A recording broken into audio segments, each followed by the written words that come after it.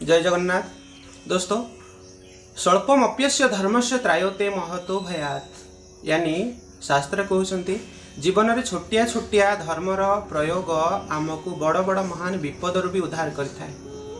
आम जीवन में एमती होता है, बेले बेले एमती परिस्थिति आसी थाए, आम संपूर्ण रूप से हताश हो जाती, निराश हो जाती, भांगी पड़ती, सबुआड़ बहुत सारा नाना आदि क्लेश आमको संपूर्ण भांगी दिए, आमर आशा भरोसा सबकि नष्ट भ्रष्ट हो जाए। तो सही समय आम कौन करते संपूर्ण रूप से हताश हो जाती, निराश हो जाती। तो से समय कौन करवा उचित जदि से भाया परिस्थिति आम जीवन में आसूची तो गोटे छोटिया उपदेश मुझे देवी। से उपदेशटी को आपण से समय नुह जीवन प्रत्येक दिन से ही छोटिया नियमटी को पालन करंतु। आउ बेले बेले कौन हुए आम जीवन में प्रारब्ध कर्म आमको एत सारा कष्ट दे थाए। आम जीवन जो प्रारब्ध आमे भावती आम जीवन में तो आम किसी भी भूल करूना हेले आम जीवन में एत सारा कष्ट कौन पाए। तो यहाँ हूँ प्रारब्ध कर्म आम जीवन में आमको कष्ट दे थाए बेले बेले। तो से प्रारब्ध को काटापी आमको कौन करवा उचित, ये छोटिया नियमटी को आमको पालन करा पड़ो।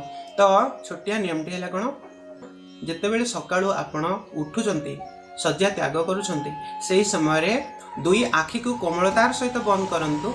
आउ भगवान श्रीकृष्णकर से ही मनमोहन छवि को, से ही अति सुंदर छवि को निजर सम्मुख को आणंतु।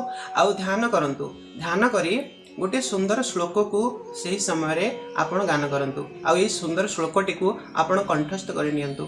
सुंदर श्लोकटी हैला, कृष्णाय वासुदेवाय हरये परमात्मने प्रणतः क्लेशनाशाय गोविंदाय नमो नमः। तो दोस्तों, यही श्लोकटी को संपूर्ण रूप से पाठ करंतु। आउ जीवन में आसुथिबा बड़ बड़ विपद भी आपण जीवन रू संपूर्ण रूप से पहाड़ परी आसुथिबा विपद भी आपण ऊपर फूल परी वर्षा हेब। तो संपूर्ण रूप से आपण एही भवसागर रू भगवान कर ना नहीं उद्धार हो जिवे। जय जगन्नाथ, जय श्री कृष्ण, जय श्री राधे।